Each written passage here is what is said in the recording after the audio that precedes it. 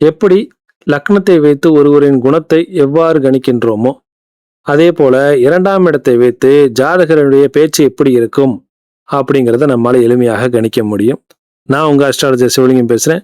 இன்றைய பதிவுல ஒருவர் உண்மையை சொல்கிறாரா, பந்தா பண்றாரா, ஒளிவு மறைவு இல்லாம பேசுகிறாரா, இல்ல மனதிற்குள்ள ரகசியங்களை வைத்து பேசுகின்றாரா அப்படிங்கிறத 2ஆம் இடத்தை வைத்து எவ்வாறு கணிக்கணும், 2ஆம் இடத்தில் இருக்கக்கூடிய கிரகத்தை வைத்து 2ஆம் அதிபதியை வைத்து எவ்வாறு கணிக்கலாம் அப்படிங்கிறத பத்தி விரிவாக பார்க்க போகின்றோம்.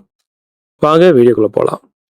முதல்ல இனிமையாக பேசக்கூடியவர்களுடைய ஜாதகம் எவ்வாறு இருக்கும் அப்படின்னு பார்த்தீங்கன்னா, 2ஆம் இடத்துல சந்திரன், சுக்கிரன், குரு இந்த 3 கிரகமும் ஆட்சி பெற்று நின்றாலும் அல்லது நட்பு நிலையில அமர்ந்திருந்தாலும் அல்லது 2ஆம் அதிபதியாக சந்திரன், சுக்கிரன், புதன் அமைந்து அவர்கள் ஆட்சி உச்சம் பெற்றாலும் இவர்கள் இனிக்க இனிக்க பேசக்கூடியவர்களாக இருப்பார்கள். கொடூரமாக பேசக்கூடியவர்கள் யாருன்னு பார்த்தீங்கன்னா, 2ஆம் இடத்துல சூரியன், செவ்வாய், சனி ஆட்சி உச்சம் பெற்று அல்லது நீச்சம் பெற்று இருந்தாலும் அல்லது 2ஆம் அதிபதியாக சூரியன், செவ்வாய், சனி அமர்ந்து அவர்கள் 6ஆம் இடத்துல அமரும் பொழுது சத்தமாகவும் அடுத்தவர்கள் மனம் புண்படும்படியும் பேசக்கூடியவர்களாக இருப்பார்கள். சிலர் பார்த்தீங்கன்னா அதிக பிரசங்கித்தனமாக பேசக்கூடியவர்களாக இருப்பார்கள். அவர்களுக்கு 2ஆம் இடத்துல சூரியன், செவ்வாய், குரு, ராகு ஆட்சி உச்சம் பெற்று இருக்க 2ஆம் அதிபதியும் நல்ல பலமான நிலையில் இருக்கக்கூடியவர்கள் அதிக பிரசங்கித்தனமாக பேசிடுவார்கள் சில இடத்துல. இதுல 2ஆம் இடத்துல குரு வருதே சார், குரு சுபகிரகம் தானே, அதுவுமே அப்படி பண்ணுமா சார் அப்படின்னா, குரு என்ன செய்வாருன்னு சொன்ன அதிகமாக அடுத்தவர்களுக்கு வரம்பு மீறி அட்வைஸ் பண்ண வச்சிருவாரு. லிமிட்டை தாண்டி அடுத்தவர்களுக்கு இருக்கக்கூடிய ஒரு லிமிட்டை தாண்டி ஒரு அவங்களுக்கு ரொம்ப க்ளோஸா போய் அட்வைஸ் பண்றது, ரொம்ப உரிமை எடுத்து பேசுறது, இந்த மாதிரியாக தன்மையை குரு கொடுத்து விடுவார். பேச வேண்டிய நேரத்தில் பேசாமல் இருக்கக்கூடியவர்களுடைய ஜாதகம் எப்படி இருக்கும் பார்த்தீங்கன்னா, 2ஆம் வீட்டில் எந்த கிரகமும் பார்க்காமல் 2ஆம் இடத்துல எந்த கிரகமும் இல்லாமலும் 2ஆம் அதிபதி நீச்சம், அஸ்தமனம், கிரகணம், பகை வீட்டில் இருக்கக்கூடியவர்கள் பேச வேண்டிய நேரத்தில் பேச மாட்டார்கள், அமைதியாக இருந்து விடுவார்கள். அதாவது 2ஆம் வீட்டோடு எந்த கிரகமும் தொடர்பு கொள்ளாம, 2ஆம் வீட்டில் எந்த கிரகமும் நிற்காம அல்லது 2ஆம் வீட்டை எந்த கிரகம் பார்க்காம 2ஆம் அதிபதி ரொம்ப பலவீனமான நிலையில இருக்கக்கூடியவர்கள் பேச வேண்டிய நேரத்தில் பேச வேண்டிய விஷயத்தை பேசாமல் இருந்து விடுவார்கள். சிலர் பார்த்தீங்கன்னா வேடிக்கையாக பேசக்கூடியவர்களாக இருப்பாங்க, ஜோவியலாக பேசுவாங்க, பேசினாலே கலகலன்னு பேசக்கூடியவங்களாக இருப்பாங்க.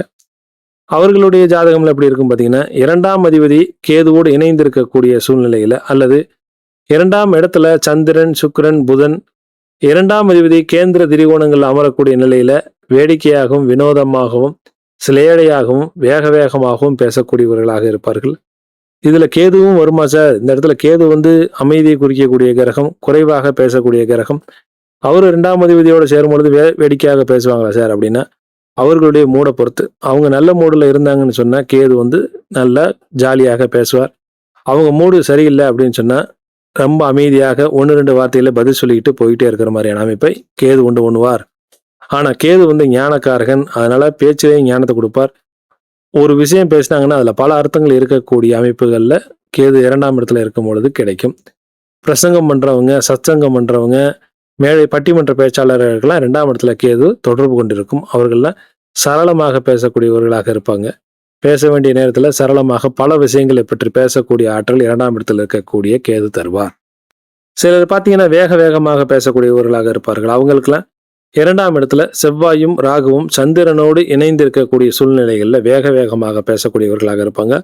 2ஆம் இடத்துல செவ்வாய் சந்திரன் அல்லது சந்திரன் ராகு, 2ஆம் இடத்துல செவ்வாயும் சந்திரனும் அல்லது சந்திரனும் ராகுவும் இணைந்து இருக்கக்கூடியவர்கள் வேகமாக பேசக்கூடியவர்களாக இருப்பாங்க.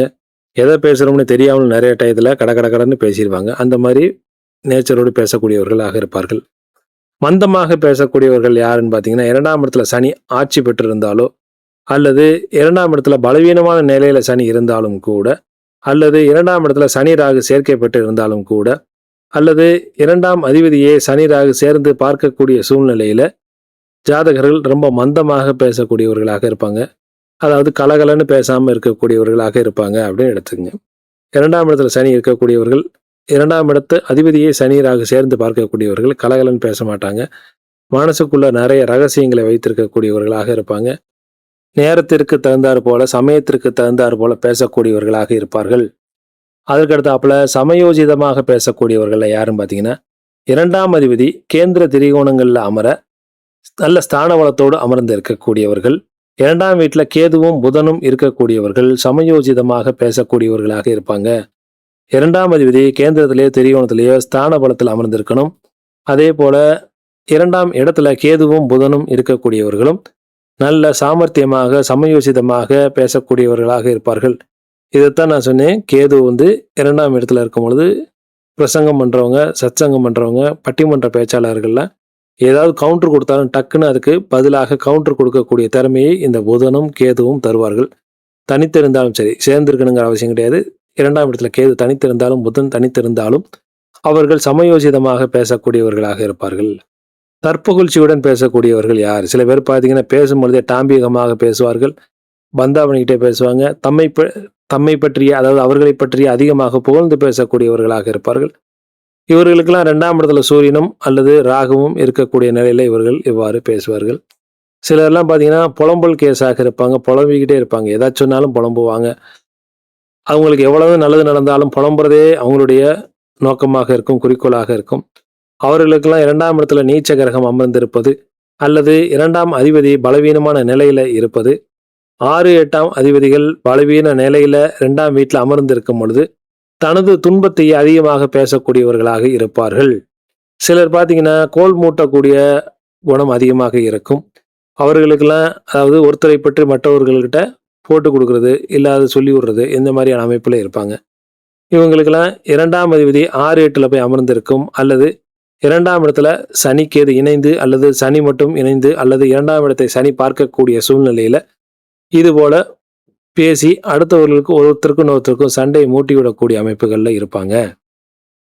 சிலர் பார்த்தீங்கன்னா பொய் பேசுவது, கபடமாக பேசுவது, உண்மைக்கு புறம்பாக பேசுவது. பொய் பேசுவதுன்னு சொன்னா நிறைய பேருக்கு கோபம் வரும். நீங்க பொய் சொல்றீங்கன்னா, ஆனா நீங்க உண்மையை சொல்லலை அப்படின்னா கோபம் வராது. அதனால உண்மைக்கு புறம்பாக பேசக்கூடியவர்கள்லாம் யாருன்னு பார்த்தீங்கன்னா, இரண்டாம் வீட்டில் சனியும் சந்திரனும் சேர்ந்து அமர்ந்திருப்பது அல்லது லக்னாதிபதியே சனியாகி அவரே இரண்டாம் வீட்டில் அமர்ந்திருக்கக்கூடிய சூழ்நிலை, அல்லது இரண்டாம் அதிபதி நீச்சமாகி இரண்டாம் வீட்டில் 6, 8 அதிபதிகளோடு சனி ராகு கேது சேர்க்கை பெற்றிருப்பவர்கள் உண்மைக்கு புறம்பாக பேசக்கூடியவர்களாக இருப்பார்கள். அதுக்கடுத்தாப்புல கலக பிரியர்கள், எப்போ பார்த்தாலும் சண்டை போட்டுக்கிட்டே இருக்கிறது, எங்கே போனாலும் சண்டை போடுவாங்க. ஹோட்டலில் போய் உட்காந்துருப்பாங்க, சாப்பாடு வர லேட்டானாலும் டக்குன்னு போய் சண்டைக்கு போயிடுவாங்க. இந்த மாதிரி இருக்கக்கூடிய நபர்களுடைய ஜாதகத்தில் இரண்டாம் வீட்டில் 6ஆம் அதிபதியோ 8ஆம் அதிபதியோ அமர்ந்திருக்கக்கூடிய சூழ்நிலையில் சண்டை போட்டுக்கிட்டே இருப்பாங்க, சண்டையை இழுத்துக்கிட்டே இருப்பாங்க. இரண்டாம் வீட்டில் செவ்வாய் பகையோ நீச்சமோ உச்சமோ பெற்றிருக்கக்கூடியவர்கள் அதிகமாக சண்டைக்கு அலையக்கூடியவர்களாக இருப்பாங்க. அதே போல் ரகசியம் தங்காதவர்கள், ஓட்டவாயின்னு சொல்லுவோம். எவ்வளவு ரகசியங்கள் சொன்னாலும் அதை போய் அடுத்தவங்க கிட்ட சொல்லக்கூடியவர்களாக இருப்பவர்கள். இரண்டாம் அதிபதி 12ஆம் இடத்துல இருக்கக்கூடியவர்கள், அவர்கள்கிட்ட ரகசியங்கள் தங்காது. எப்போ பார்த்தாலும் மனசில் உள்ளதை அடுத்தவர்கள்கிட்ட கடகடன்னு சொல்லிக்கிட்டே இருக்கக்கூடிய சூழ்நிலையில இருப்பாங்க. சிலர் பார்த்தீங்கன்னா யோசிக்காம பேசிக்கிட்டே இருப்பாங்க, வளன்னு பேசிக்கிட்டே இருப்பாங்க யோசிக்காம. அவங்க மாதிரியான இருக்கக்கூடிய ஜாதகங்கள்ல 2ஆம் இடத்துல சனி செவ்வாய் சூரியன் இருப்பவர்கள்லாம் யோசிக்காம வளன்னு பேசுவாங்க. அதுவும் சனி பாவத்துவமாக 2ஆம் வீட்டோட தொடர்பு கொள்ளும் பொழுது தேவையில்லாத பேச்சை வளன்னு ரொம்ப பேசிக்கிட்டே இருக்க மாதிரியான சூழ்நிலை உண்டு பண்ணிக்கிட்டே இருப்பார். சூரியனாக இருக்கக்கூடியவங்க, 2ஆம் வீட்டில் சூரியன் இருக்கக்கூடியவர்கள் தன்னுடைய பெருமையவே பேசி பேசி பேசி வளன்னு பேசிக்கிட்டே இருப்பாங்க. யோசிக்காம என்ன பேசுறோம்னு பேசிக்கிட்டே இருப்பாங்க. 2ஆம் வீட்டில் சனி செவ்வாய் சூரியன் அமர்ந்து 5ஆம் இடம் பாதிக்கப்பட்டிருக்கக்கூடியவர்கள் யோசிக்காம பேசிக்கிட்டே இருப்பாங்க. ஏன்னா 5ஆம் இடம் எண்ணத்தை குறிக்கக்கூடிய இடம். ஆக 5ஆம் இடமும் பாதிக்கப்பட்டிருக்கக்கூடிய சூழ்நிலையில 2ஆம் இடத்துல சனி செவ்வாய் சூரியன் இருக்கக்கூடியவர்கள் யோசிக்காம வளன்னு பேசிக்கிட்டே இருப்பாங்க. சில பார்த்தீங்கன்னா சொன்ன சொல் மாறாதவர்களாக இருப்பார்கள். சொன்னா அந்த வார்த்தையை தலைவனாலும் கடைபிடிக்கக்கூடியவர்களாக இருப்பாங்க. அவங்கெல்லாம் பார்த்தீங்கன்னா 2ஆம் அதிபதியாக சூரியன் குரு, சில சமயங்களில் கேதுவும் சில சமயங்கள் அதே போல அமைப்பில் இருப்பார். சூரியன் குரு ஆட்சி உச்சம், 2ஆம் வீட்டில் ஆட்சியோ உச்சமோ பெற்றிருக்கக்கூடியவர்கள். லக்னாதிபதி வலுத்திருக்கணும். இதோடு லக்னாதிபதியும் வலுத்திருக்கக்கூடியவர்கள் சொன்ன சொல் மாறாதவர்களாக இருப்பார்கள். அதாவது லக்னாதிபதி வலுத்திருக்கக்கூடிய சூழ்நிலையில 2ஆம் வீட்டில் குருவோ சூரியனோ ஆட்சி உச்சம் பெற்றிருக்கக்கூடிய நிலையில இருப்பவர்கள் தான் சொன்ன சொல்லை தவறாது கடைபிடிக்கக்கூடியவர்களாக இருப்பார்கள். கேதுவும் சில சமயங்கள்ல சனி செவ்வாயோடு தொடர்பு பெறாமல் இருக்கக்கூடிய கேதுவும் இந்த மாதிரியான அமைப்புல சொன்ன சொல் தவறாமல் நடக்க வேண்டும் என்ற எண்ணத்தை தரக்கூடியவராக இருப்பார். அதே போல 2ஆம் வீட்டில் சனியோ ராகுவோ தனித்திருந்தாலும் சரி சேர்ந்திருந்தாலும் சரி இவங்கெல்லாம் பார்த்தீங்கன்னா, தான் பேசிய பேச்சையே பேசவே இல்ல அப்படின்னு முழு பூசணிக்காயும் சோத்துல மறைக்கக்கூடியவர்களாக இருப்பாங்க. நான் அப்படி சொல்லவே இல்லன்னு மறுத்து பேசிக்கிட்டு போயிட்டே இருப்பாங்க. சிலர் பார்த்தீங்கன்னா, தன்னுடைய சக்திக்கு மீறி, வரம்புக்கு மீறி வாக்குறுதி குடுத்து மாட்டிக்கொள்வார்கள்.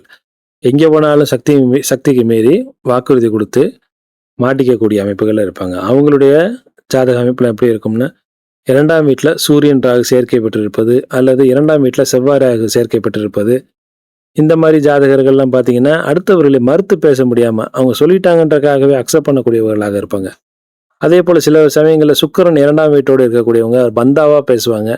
அதனால அடுத்தவங்க கேட்கும்பொழுது இல்லைன்னு சொல்ல முடியாம அக்செப்ட் பண்ணிக்கக்கூடிய சூழ்நிலையில இருப்பாங்க. அதேபோல 2ஆம் இடத்துல கேது இருக்கக்கூடிய சூழ்நிலையில தன்னுடைய உண்மையான சிச்சுவேஷன் என்னங்கிறத வெளியில சொல்லாம ரகசியமாக வைத்திருப்பார்கள். 2ஆம் வீட்ல கேது இருக்கக்கூடியவங்க. உங்களால முடியுமான்னு கேட்டா, உண்மையிலே என்னால முடியாது, என்னுடைய சூழ்நிலை இது அப்படின்னு சொல்றதுக்கு தயங்கிக்கிட்டு அதை மறுத்து பேச முடியாம வாக்குறுதி கொடுத்து மாட்டிக்கொள்ளக்கூடிய சூழ்நிலையில கேது கொண்டே நிறுத்துவார். ஆக 2ஆம் வீட்ல சூரியன், ராகு சேர்க்கை, செவ்வாய், ராகு சேர்க்கை, சுக்கிரன் இருப்பது அல்லது சில சமயங்களில் கேது இருப்பது கூட சக்திக்கு மீறி வாக்குறுதி கொடுத்து மாட்டிக்கொள்ளக்கூடிய சூழ்நிலைகள் இருக்கும்.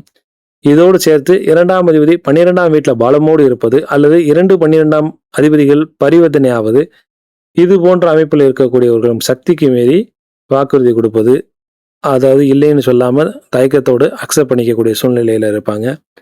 இதோடு 3ஆம் அதிபதி பலவீனமான நிலையில் இருக்க வேண்டும் அப்படிங்கிறதும் ஒரு கண்டிஷனாக. ஏன்னா 3ஆம் இடம் முயற்சி ஸ்தானம் இல்லைங்களா?